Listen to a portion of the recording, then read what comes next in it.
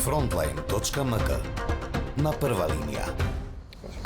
Во предлог преговарачката рамка што ја усвои Европската комисија, одредницата што се користи за именување на јазикот е македонски, без никакви дополнителни објаснувања или фусноти. Што значи поточно ова? Дали може да се земе како чин на официјално признавање на македонскиот јазик на ниво на ЕУ и негова промоција во еден од официјалните јазици на Европската унија во иднина?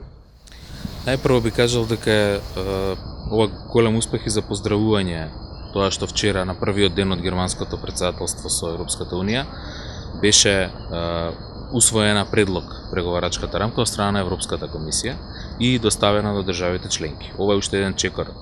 напред, важен чекор кој што го чекавме по долго време и практично е меѓу чекор од носењето на одлуката за почеток на преговорите до првата меѓувладина конференција. Овој документ ги опишува принципите и процедурите по кои што ќе се преговара, како и очекувањата на Европската комисија од нас како држава кандидат за членство во Европската унија. Во однос на јазикот, тоа што го споменавте, мислам дека тоа треба да третираме како нормална работа, тоа е стандарден дел од овој документ.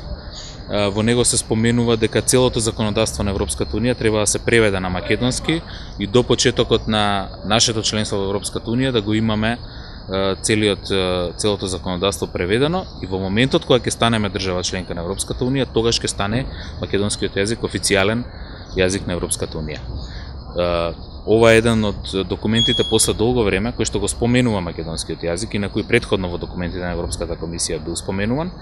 Сега се споменува повторно и ова е резултат на принципиелното поставување на Европската комисија кон нашата лична карта во Обединетите нации, која што го дефинира македонскиот јазик како официјален јазик на Република Северна Македонија и имајќи го ова предвид, тоа значи дека системот нашиот јазик влегува во системот на Европската унија, дека веќе и преводите кои што ќе се случуваат на европското законодавство ќе бидат на македонски јазик, преводите на состаноците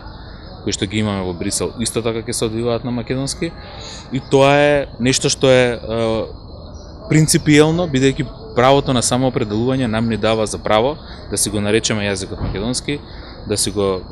потврдиме нашиот идентитет, што е веќе потврдено и во Обединетите нации и со договорот од Преспа, и да го користиме нормално како и сите други јазици во процесот на пристапување.